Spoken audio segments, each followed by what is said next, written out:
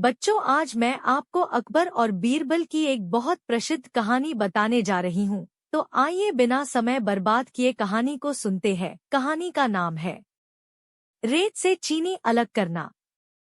एक बार बादशाह अकबर, बीरबल और सभी मंत्रीगण दरबार में बैठे हुए थे। सभा की कार्यवाही चल रही थी। एक एक करके राज्य के लोग अपनी समस्याएं लेकर दरबार में आ रहे थे। इसी बीच वहां एक व्यक्ति दरबार में पहुंचा। उसके हाथ में एक मर्तबान था। सभी उस मर्तबान की ओर देख रहे थे। तभी अकबर ने उस व्यक्ति से पूछा, क्या है इस मर्तबान में?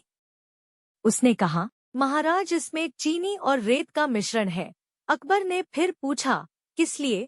अब दरबारी ने कहा, गलती माफ हो महाराज, मैंने बीरबल की बुद्धिमत्ता के कई किस्से सुने हैं। मैं आज उनकी परीक्षा लेना चाहता हूँ। मैं यह चाहता हूँ कि बीरबल इस रेत में से बिना पानी का इस्तेमाल किए चीनी का एक एक दाना अलग कर दें। यह बात सुनकर अब सभी लोग हैरानी से बीरबल की ओर देखने लगे। फिर अकबर ने बीरबल की ओर देखा और कहा, देख लो बीरबल, अब तुम कैसे इस व्यक्ति के सामने अपनी बुद्धिमानी का परिचय दोगे?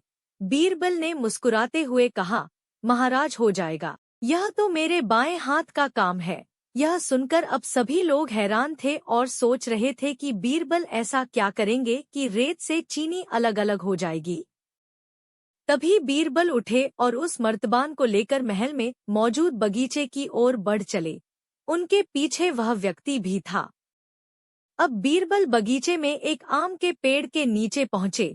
अब वह मर्तबान में मौजूद रेत और चीनी के मिश्रण को एक आम के पेड़ के चारों तरफ फैलाने लगे। तभी उस व्यक्ति ने पूछा, अरे यह क्या कर रहे हो? इस पर बीरबल ने कहा, ये आपको कल पता चलेगा। इसके बाद दोनों महल में वापस आ गए।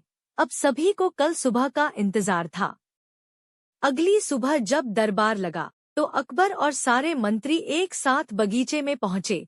साथ में बीरबल और रेत व चीनी का मिश्रण लाने वाला व्यक्ति भी था। सभी आम के पेड़ के पास पहुंच गए। सभी ने देखा कि अब वहां सिर्फ रेत पड़ी हुई है। दरअसल रेत में मौजूद चीनी को चींटियों ने निकालकर अपने बिल में इकट्ठा कर लिया था और बची खुची चीनी को कुछ चींटियां उठाकर अपने बिल में ले जा रही थी। इस पर उस व्यक्ति ने पूछा, चीनी कहाँ गई? तो बीरबल ने कहा, रेत से चीनी अलग हो गई है। सभी जोर जोर से हंसने लगे। बीरबल की यह चतुराई देखकर अकबर ने उस व्यक्ति से कहा, अगर अब तुम्हें चीनी चाहिए तो तुम्हें चींटियों के बिल में घुसना पड़ेगा। इस पर सभी ने फिर से ठहाका लगाया और बीरबल की तारीफ करने लगे। सीख: किसी को नीचा दिखाने का प्रयास आपके लिए हानिकारक हो सकता है। तो बच्चों, आपको यह कहानी कैसे लगी कमेंट करके जरूर बताइएगा। और अगर वीडियो पसंद आया तो वीडियो को लाइक करें, शेयर करें और इस तरह के और वीडियोस के लिए चैनल को सब्सक्राइब करें।